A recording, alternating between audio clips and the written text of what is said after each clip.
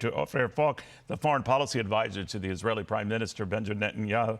Ophir, very good to have you and very good to have you back. Let me get your take on this Arab summit that's going on with an Iranian representative in attendance. Does that worry you? Well, thank you, Neil. Thanks for having me. We urge all Arab leaders to call for the immediate and unconditional release of all the hostages being held hostage by Hamas ISIS.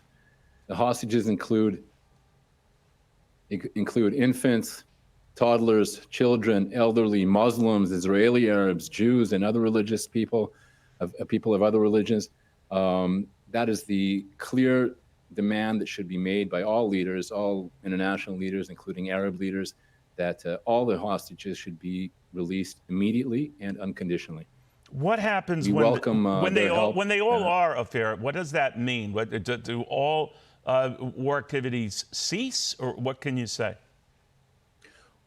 What I can say is that there is absolutely no ceasefire. The IDF is taking the war back to Hamas. The IDF is dismantling, destroying Hamas as we speak right now.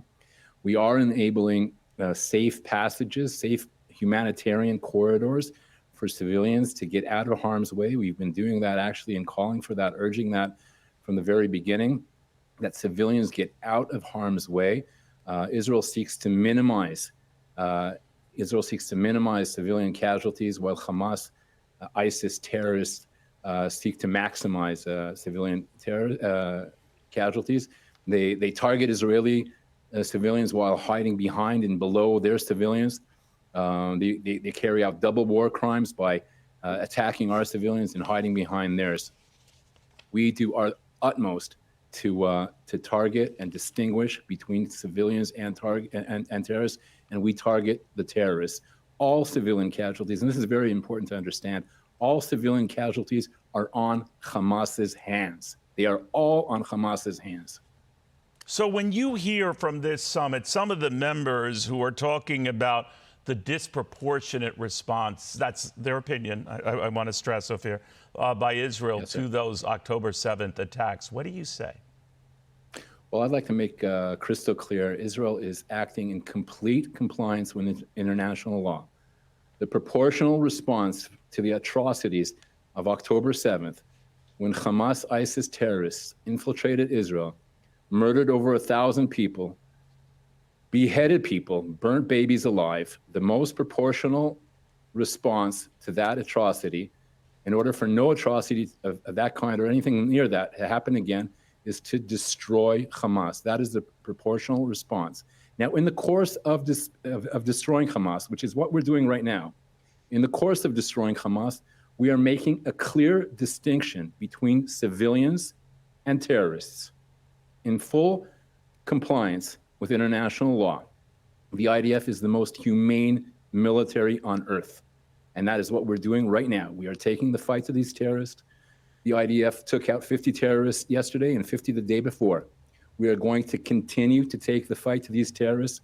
Pressure is the only thing that works on these terrorists. That's the only thing that will facilitate the release of hostages, and it was the only thing that will destroy Hamas. So let me ask you about that goal to destroy Hamas. How do you prevent someone who might be a lower-ranking Hamas member just leaves Hamas, no longer associates himself with Hamas? He's still, at its root, a terrorist. How do you eradicate that? Well, clearly, every Hamas terrorist is either going to be killed or captured. All of them, all right? They're going to be destroyed.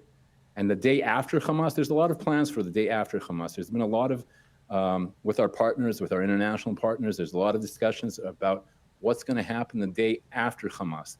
There are three common denominators for all of these plans. One is that Gaza will be free from Hamas.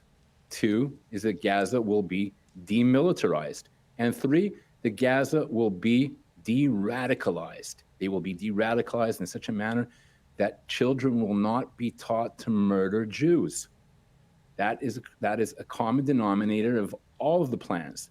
Now, once we have that, we will be able to rebuild Gaza. The international community will rebuild Gaza, and there will be hope for peace. There will be hope for peace once Gaza is free from Hamas. There will be hope. That is our national anthem, hope. There will be peace once there is no Hamas. You know, if there are obviously thousands of Hamas players in this region, to say nothing of thousands more maybe sympathizers, so that's a big task. I get it. But leaving that aside up there, you talk about what happens after Hamas is gone, no longer in control of the Gaza. You're well aware that Qatar wants an active role in deciding Gaza's fate. What do you make of that? Well, I think obviously nobody can have ties with these terrorists. Hamas is a designated terrorist organization. The United States and other partners of ours around the world have designated Hamas savages as a terrorist organization. And clearly, just like you wouldn't have diplomatic ties with ISIS, I think it would be outrageous to have diplomatic ties with Hamas. So as far as Qatar, which has this passageway along with Egypt to get aid in and nationals and others out, regardless of that role, and they're a go-between for the United States in discussing the region as well. I just want to be clear up there that Israel wants no part of Qatar having a part or a role in deciding whatever Gaza becomes. We appreciate the international help of providing humanitarian aid to all civilians in Gaza. We think that is very important. We welcome all the international help for all civilians. We do strongly believe that all ties with Hamas, ISIS, should not be acceptable. Got it. Ophir, Falk, thank you very much. Be well, be safe. Thank you, Neil.